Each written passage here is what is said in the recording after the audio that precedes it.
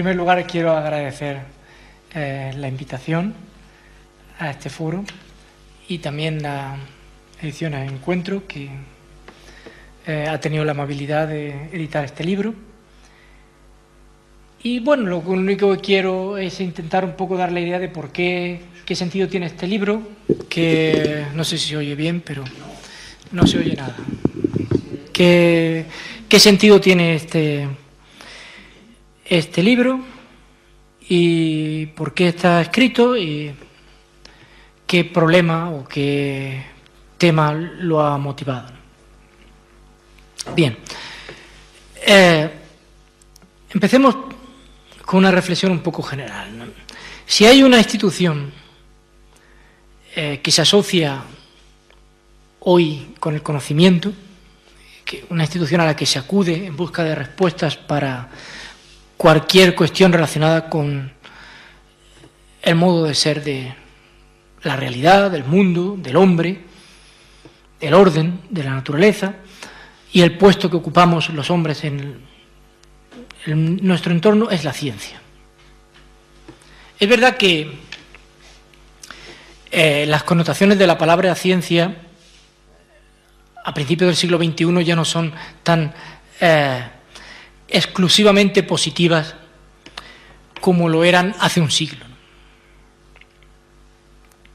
Entre tanto, ha habido 2 guerras mundiales que han sido mortíferas, sobre todo por el armamento que la ciencia y la técnica puso a disposición de los contendientes. Ha habido catástrofes medioambientales, ha habido accidentes nucleares, ha habido casos de medicinas con efectos terribles, secundarios. En fin, ha habido toda una serie de experiencias que han bajado hasta cierto punto la confianza en la bondad de los productos que se obtienen de la investigación científica. Pero, a pesar de eso, a pesar de las voces que han ido surgiendo desde Heidegger, desde la sociología constructivista, desde diversos planteamientos postmodernos, pese a todo, lo cierto es que vivimos en plena era científica y que quizá ya no miramos a la ciencia como esa especie de deidad benevolente al mismo tiempo que sabia que se miraba en el siglo XIX, pero sabia se sigue considerando, por supuesto. Es para muchos el único acceso, la única clave para el conocimiento. Incluso los propios peligros que hemos visto que tiene la ciencia, en cierto modo, sirven para reforzar su prestigio, porque demuestran que es capaz de desatar fuerzas y un poder también para mal, que al mismo tiempo está demostrando que está tocando alguna clave importante de la realidad. Pues esta es la situación general, ¿no? Vivimos en plena era científica. Y en este contexto nos encontramos con una idea que se repite una y otra vez. Y es tan habitual o tan conocida que nadie, yo creo, o digamos, no se cuestiona siquiera, ¿no? Es que existe un conflicto entre ciencia y fe. La fe en Dios en general y la fe cristiana en particular. Todo el mundo hemos oído la expresión de a más ciencia, menos religión. Hemos oído frases del tipo, pues, no es necesario considerar un Dios desde que tenemos la explicación del origen de las especies en Darwin. Tampoco hace falta hablar de creación desde que tenemos las explicaciones de la cosmología. Pero es que no solamente lo que se refiere a la imagen de Dios, que una y otra vez oímos decir que tal teoría lo ha vuelto innecesario, últimamente se está diciendo, bueno, ya hemos descubierto el bosón de Higgs, luego Dios es innecesario. También la imagen del hombre, que se derivaba del cristianismo está siendo puesta en duda. Se está diciendo, bueno, pues si el cristianismo hablaba del hombre como imagen de Dios y hablaba de la dignidad humana por ser ese reflejo del logos divino, pues ahora se nos está diciendo, no, la ciencia demuestra que el hombre no es más que una máquina, que la libertad humana es una ilusión, que el hombre no es el objeto querido de nada, sino es un producto casual de fuerzas ciegas. Esto, se nos dice, es lo que dice la ciencia. Por tanto, hay un claro conflicto entre ciencia y fe. Esto es, por así decirlo, lo que se piensa. Como es lo que se piensa, lo que está ahí en la conciencia colectiva, decir otra cosa parece como si fuera algo extravagante, insensato, ¿no? Es decir, está uno en un mundo ficticio, ¿no? Entonces, ¿qué se hace en una situación así, ¿no? Quiero decir, ¿qué pueden hacer en una situación así los que creen que la ciencia nos está proporcionando conocimientos muy interesantes, que la ciencia tiene que ver con la realidad, pero piensan que también la religión tiene que ver con la realidad y que la religión también está transmitiéndonos verdades importantes? ¿Qué se puede hacer en esto? Porque algo hay que hacer, ¿no? Quiero decir, dado que la ciencia es la piedra de toque del conocimiento, algo que se considere contrario a la ciencia queda desacreditado inmediatamente, ¿no? ¿Qué pasa con los institutos de enseñanza secundaria? ¿Qué papel le puede quedar al profesor de religión si el profesor de biología o el profesor de física se permite una y otra vez hacer algún comentario despectivo de qué ocurría? Esto son cosas de los tiempos de la religión, ¿no? En un choque frontal como el que se plantea entre fe y ciencia, dado que la ciencia es hoy en nuestra era la institución relacionada con el conocimiento y con la sabiduría por antonomasia, la fe queda completamente desprestigiada. Bien, ¿cómo se está reaccionando? Pues de muchas maneras distintas o de diversas maneras distintas, pero hay dos formas que yo, que estudio un poco estas cosas, me encuentro con cierta frecuencia y que me parece que son dos formas equivocadas. La primera, digamos, estrategia, llamémoslo así, equivocada de intentar reconducir la situación del conflicto entre ciencia y fe es intentar hacer una separación radical de ciencia y religión. Es decir, hay una especie de muro infranqueable. Cada uno se ocupa de cosas completamente diferentes, cada uno se ocupa de ámbitos de la realidad diferentes, la ciencia trata de unas cosas, la religión trata de otras cosas, no hay intersección y por tanto no tiene por qué haber ningún conflicto. Es lo que Stephen Jay Gould llama los magisterios que no se solapan. La ciencia y la religión serían dos magisterios diferentes que se ocuparían de asuntos diferentes. ¿De qué se ocuparía la ciencia? La ciencia se ocuparía del estado de cosas del mundo, de los fenómenos, de describir el orden natural. Mientras que la religión no se ocuparía de eso, se ocupa del sentido, se ocupa de las cuestiones de sentido, se ocupa de las cuestiones de valor, se ocupa de la ética. Por tanto, como los objetos son diferentes, no hay necesidad de plantear ningún conflicto. ¿Cuál es el problema de este planteamiento? El problema de este planteamiento es que los que lo proponen olvidan o no tienen en cuenta que la teología, o al menos la teología cristiana, no solamente habla de ética o de cuestiones de sentido, sino que muy relacionadas con eso, formando un todo, también dice cosas concretas sobre el mundo y dice cosas concretas sobre el hombre. Es decir, tiene enunciados que en principio son empíricos.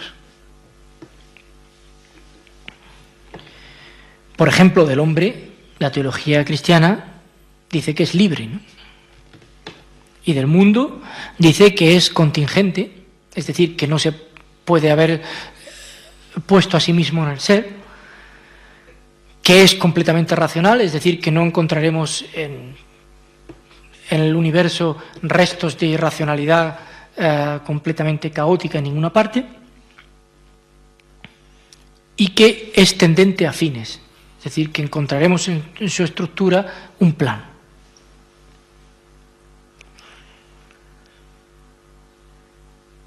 Estos son enunciados empíricos muy concretos. Entonces, si eso se olvida de una parte fundamental de todo lo que es el edificio del pensamiento cristiano. ¿Por qué el mundo es como es? ¿Por qué el hombre es así? Peor aún, esta separación que se intenta, se consigue, o digamos se busca muchas veces por medio de decir que, bueno, que esos enunciados empíricos que efectivamente encontramos en la teología cristiana, no hay que tomarlos al pie de la letra, sino que son de alguna forma discursos simbólicos que se intenta hacer coexistir con la imagen científica del mundo, con lo que piensan que es la imagen científica del mundo, a base de quitar el sentido literal. Con lo cual, buena parte de la teología se va convirtiendo en una especie de discurso metafórico, de discurso que tiene una cáscara de palabras, pero que en realidad las palabras han sido despojadas de su sentido para que digan cosas completamente distintas. En una maniobra que a un oyente o a un lector desprevenido no puede menos que parecerle fraudulenta. Con lo cual, lo que se contribuye de esta manera es al desprestigio de la teología. Otra segunda manera de enfocar esto, que también me parece muy errónea, es la de aquellos que han llegado a la conclusión de que determinadas teorías de la ciencia son teorías fomentadoras del ateísmo, son teorías fundamentalmente ateas, y entonces lo que dicen es, pues vamos a proponeros otras teorías científicas distintas, vamos a luchar contra esa ciencia porque esa ciencia es atea. Entonces hacen teorías alternativas a las teorías que ellos consideran ateas y tratan de defenderlas. Pero claro, en cualquiera, en la Facultad de Ciencias, ve inmediatamente que la defensa no se está haciendo por motivos técnicos, sino que se está haciendo por motivos ideológicos. Con lo cual, lo único que se consigue es agravar el descrédito de los investigadores o de los estudiosos de ciencias por culpa de esa defensa de teorías alternativas a las que se supone que son ateas. Bueno, pues hasta ahora estoy diciendo nada más que cosas que se están haciendo, creo, mal, y la cuestión es, entonces, ¿qué es lo que hay que hacer, no? Y esa pregunta ya me obliga a poner mis cartas encima de la mesa y decir lo que pienso del asunto del conflicto entre ciencia y fe. Y lo que yo creo, y lo que he tratado de explicar a lo largo de este libro, es que el conflicto entre ciencia y fe no existe. Entonces, claro, inmediatamente si alguien dice, bueno, ¿cómo que el conflicto entre ciencia y fe no existe?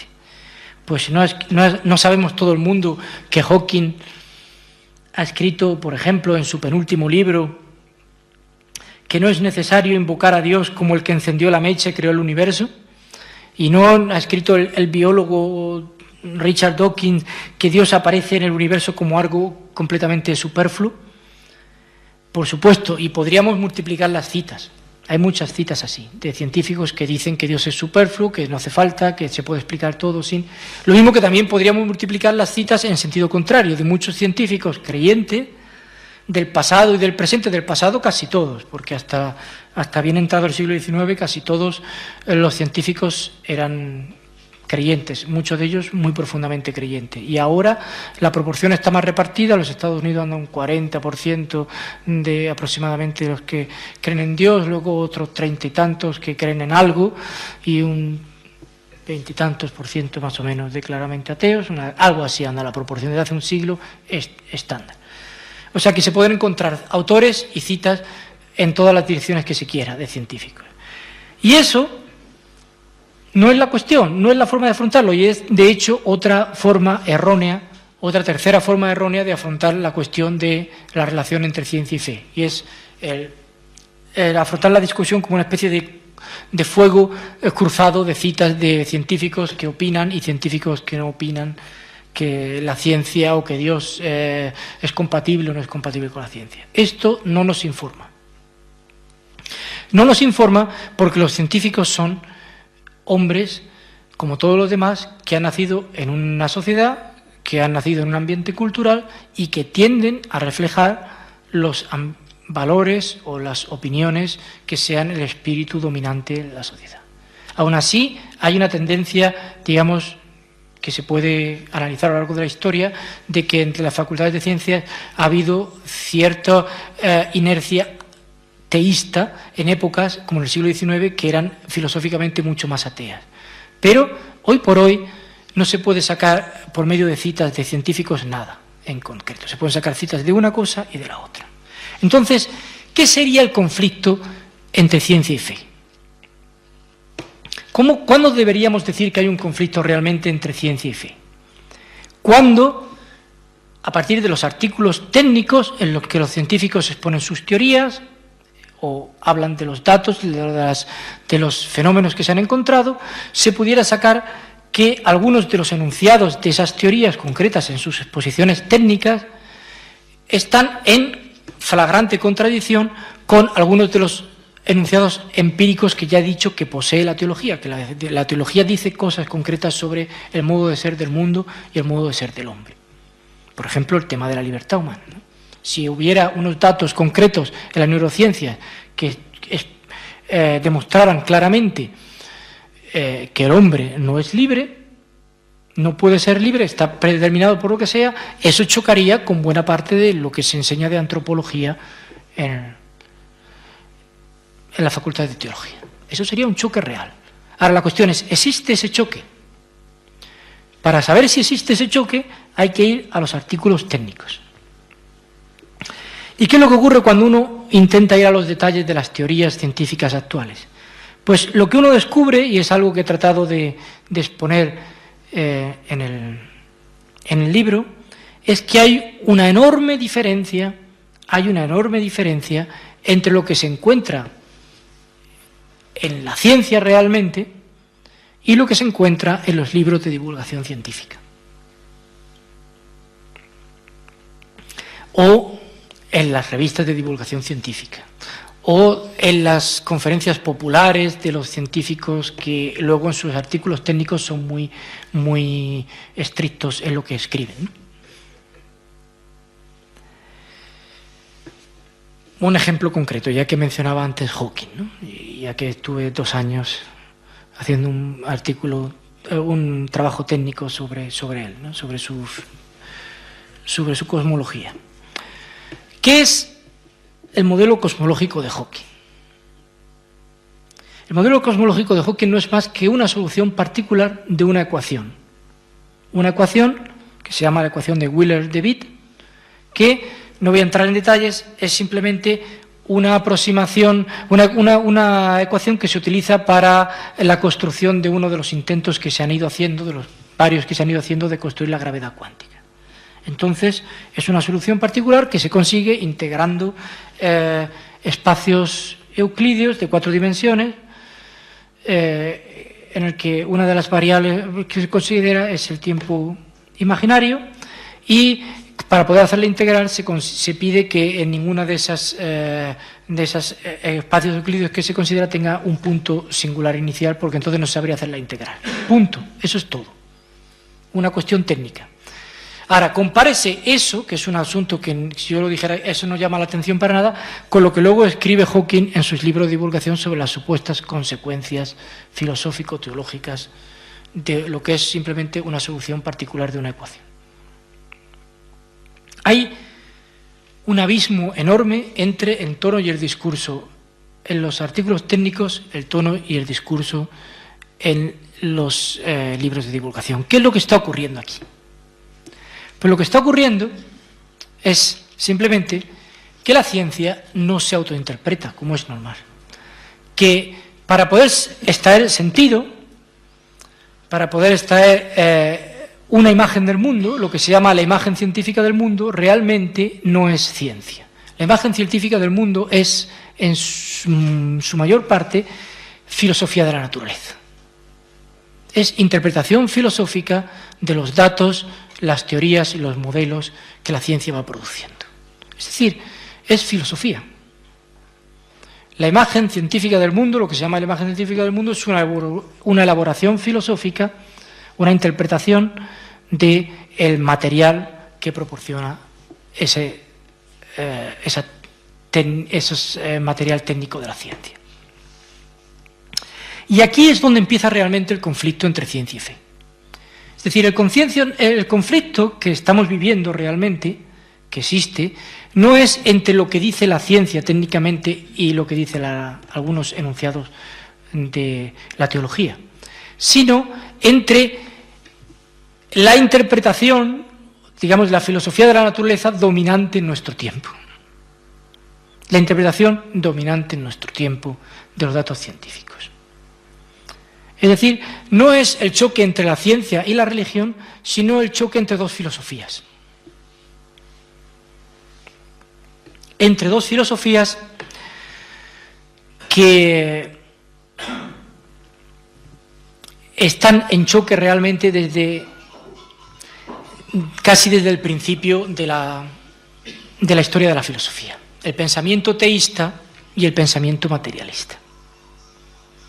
Lo único que ocurre es que el pensamiento materialista, desde el punto de vista de la historia de la filosofía,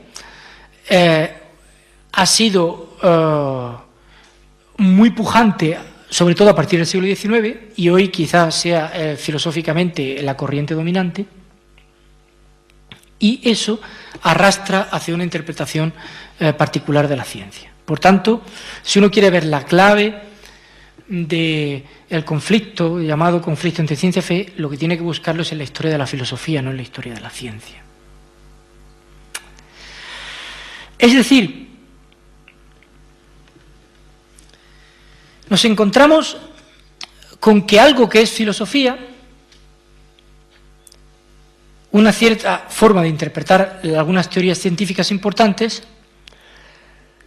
no se presenta como tal, no se presenta como filosofía, sino que se presenta amalgamado de tal forma con los datos científicos, de forma que el público que no se tome la molestia de ir a las fuentes primarias y de comparar los resultados divulgativos con lo que realmente se está haciendo en los laboratorios, con lo que realmente se está encontrando en los experimentos y lo que sea, no puede distinguir qué parte de lo que le están diciendo es ciencia, qué parte de lo que le están diciendo es filosofía materialista mezclada con la ciencia.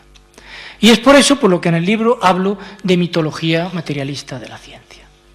Estamos viviendo en una filosofía que se escamotea a sí mismo de la reflexión, de la crítica, que sería el ponerla como una interpretación filosófica frente a otras, de forma que tendría que justificar por qué se hace esa interpretación y por qué no se hace otra que también es posible, por qué este dato se toma como esto y no de esta otra manera, por qué esta opción entre una serie de opciones posibles.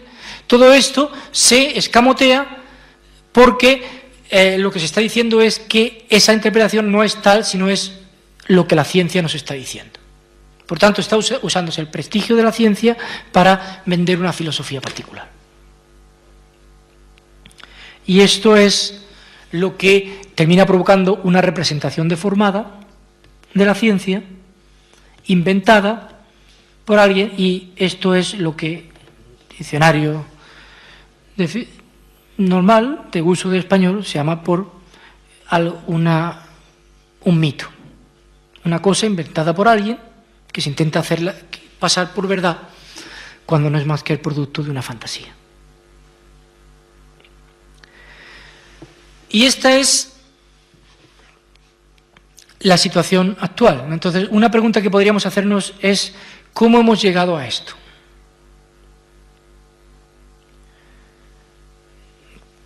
También he tratado un poco de hablar un poco por encima de este asunto en el libro, y es,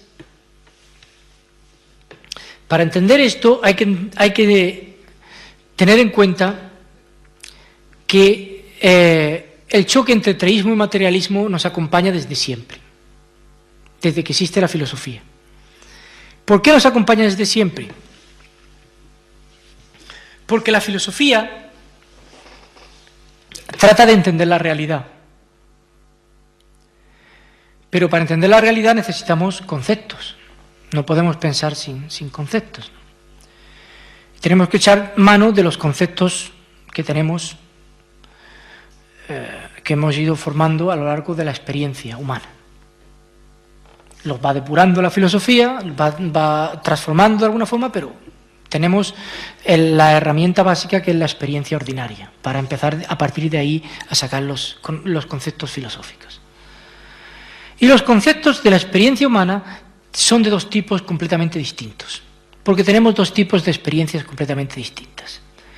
Tenemos experiencia de realidades materiales, tenemos experiencia de las cosas y de nuestro mundo de las cosas, y tenemos experiencia del pensamiento y del mundo interior mental. La experiencia humana se divide en dos aspectos completamente distintos. La experiencia de la mente y de la relación interpersonal, la relación de logos, de lógica, de diálogo, ese mundo interior del hombre, y por otro lado la experiencia de lo material. Entonces, desde el principio de la historia de la filosofía ha habido corrientes que han considerado que de esa familia de experiencias, la familia de experiencias relacionadas con la materia y por tanto de conceptos relacionados con la materia, está apuntando hacia lo más básico de la realidad. La realidad sería en el fondo materia y todo lo demás es derivado.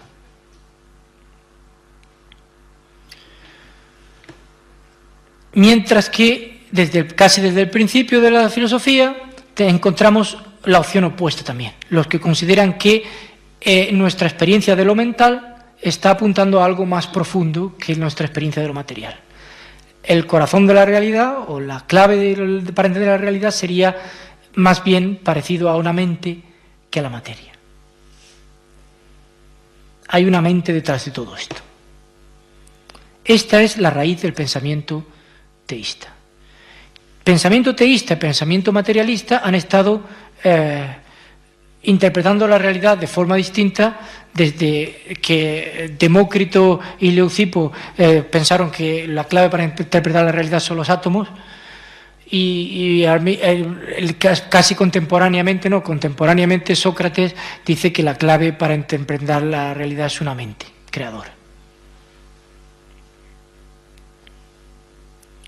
Desde entonces están las espadas en alto.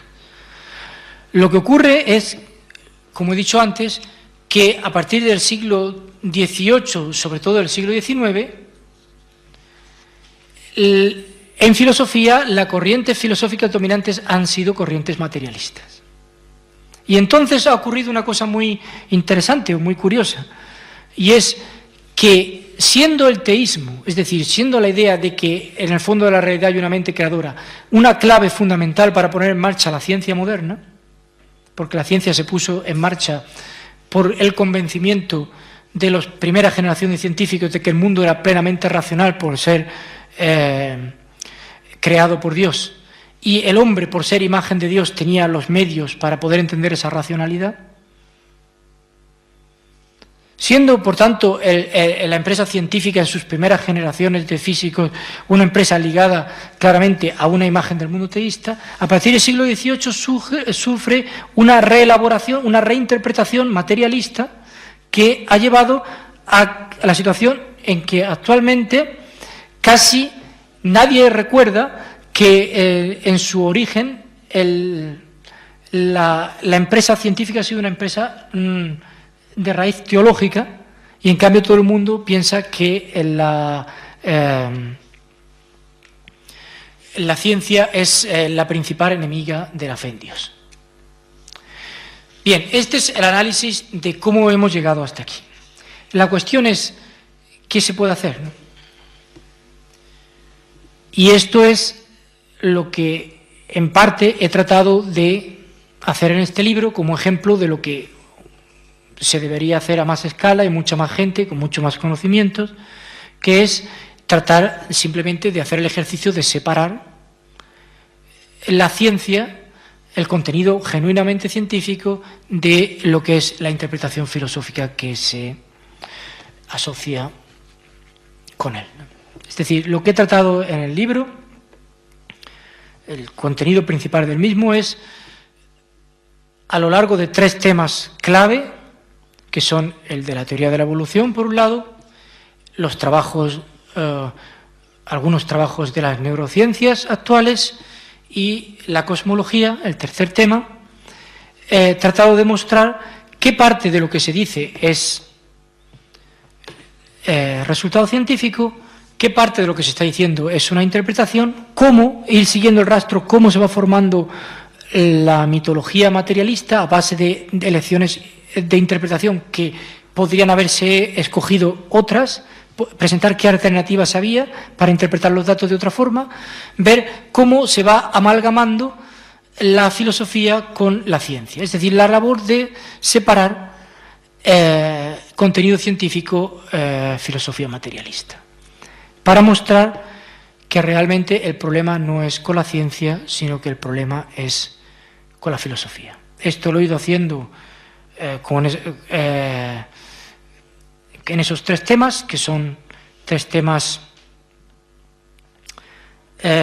especialmente ricos en discusión entre teísmo y materialismo, la cuestión de si el hombre es producto simplemente de un mero azar, o si ese azar significa que no hay diseño, la oposición entre azar y diseño que hacen la interpretación materialista de la teoría de la evolución, la cuestión sobre todo de la libertad en relación con las neurociencias, si las neurociencias han demostrado realmente que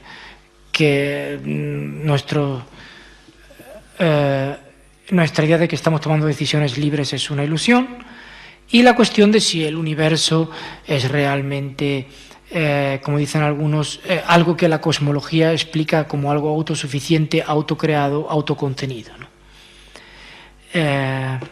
Hasta dónde lo haya podido conseguir no lo sé. Lo que sí sé es que, con independencia del éxito que haya podido tener en este libro, la tarea es importante que se realice, porque sería muy conveniente para la teología, pero también incluso para la filosofía materialista, que dejemos ya esta situación mitológica en la que nos encontramos ahora mismo respecto a la amalgama del pensamiento materialista con la ciencia, y pasemos a un punto en el que podamos entrar a discutir las interpretaciones, por qué unas y por qué no mejor otras, ¿no?